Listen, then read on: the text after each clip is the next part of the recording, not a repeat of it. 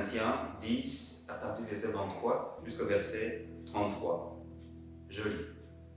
Tout est permis, mais tout ne convient pas. Tout est permis, mais tout n'édifie pas. Que nul ne cherche son propre intérêt, mais celui d'autrui. Tout ce qu'on vend au marché, mangez-les, sans poser de questions, par motif de conscience. Car la terre et tout ce qu'elle contient sont au Seigneur. Si un non-croyant vous invite et que vous acceptiez d'y aller, mangez de tout ce que vous est offert, sans poser de questions, par motif de conscience. Mais si quelqu'un vous dit, c'est de la viande sacrifiée, n'en mangez pas, à cause de celui qui vous a averti, et par motif de conscience. Je parle ici, non de votre conscience, mais de la sienne. Car pourquoi ma liberté serait-elle jugée par notre conscience? Si je prends de la nourriture en rendant grâce, pourquoi serais-je blâmé pour ce dont je rends grâce? Soit donc que vous mangiez, soit donc que vous buviez, quoi que vous fassiez, faites tout pour la gloire de Dieu. Ne soyez pour personne une occasion de chute, ni pour les Juifs, ni pour les Grecs, ni pour l'Église de Dieu. C'est ainsi que moi-même, je m'efforce de plaire à tous en toutes choses, en ne cherchant pas mon avantage personnel, mais celui de plus grand nombre, afin qu'ils soient sauvés. Je dirais même, on finit par le premier verset de 1 Corinthiens 11, « Soyez mes imitateurs, comme je le suis moi-même, de Christ. » Amen. Quelle liberté! Paul vient de dire, tout m'est permis, tout, j'ai le droit de faire tout ce que je veux. En fait, c'est une question de liberté. Et j'essaie de m'imaginer quelle bonne nouvelle pour les anciens esclaves qui sont à Corinthe, par exemple. La condition de la femme, dans les textes suivants, vous allez voir que la femme peut, par exemple, profiter, prier publiquement à l'église. Quelle liberté! Tout m'est permis.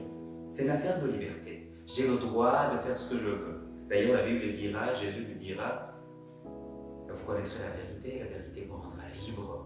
En Christ, on est libre, et je pense que c'est le message essentiel que Paul est en train de donner à l'église de Corinthe. La liberté. Tout m'est permis. Tout m'est permis, mais il va quand même poser des questions. Est-ce que je vais faire tout ce que je veux parce que tout m'est permis? Est-ce que j'ai la liberté de m'aventurer dans tout ce que je veux parce que tout m'est permis? Eh bien, Paul dira non dans ce passage. En fait, oui, tout est permis, mais on devrait se poser au moins 4 questions. La première est, est-ce que si tout est permis, est-ce que tout édifie? Est-ce que tout édifie? Dans la mesure où ça n'édifie personne, en fait, quelque part, c'est comme si ce n'est pas permis. 2, il va dire, mais si c'est non pas seulement dans mon propre intérêt, si c'est l'intérêt des autres dans ce moment, tout est permis. Mais si c'est pour me livrer à mon propre égoïsme, que je me repose la question. 3e, il va dire, pour ne pas être une occasion de chute. Est-ce que ma liberté, je dois l'exercer dans la mesure où je peux être une occasion de chute pour quelqu'un d'autre? Il nous invite à veiller sur la conscience des autres, à veiller sur la conscience de ceux qui nous écoutent.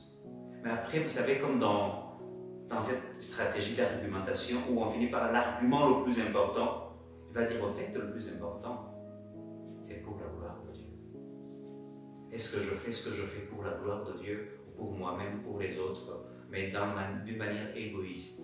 Tout m'est permis, mais dans la mesure où tout vise la gloire de Dieu. Il dit dans ce moment, il dit, c'est ainsi que lui-même il s'efforce à faire plaire à tous dans toutes choses.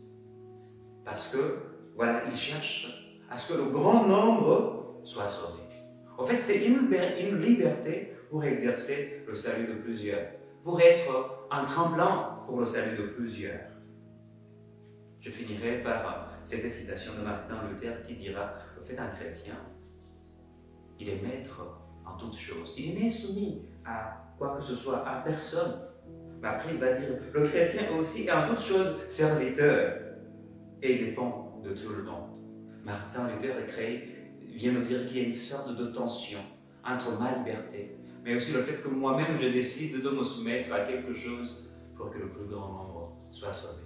L'Église évangélique comme nous sommes là, pour que le plus grand nombre soit sauvé, que nous exercions notre liberté, mais pour que les autres aussi se rapprochent davantage à Dieu. Que Dieu vous bénisse abondamment et bonne semaine.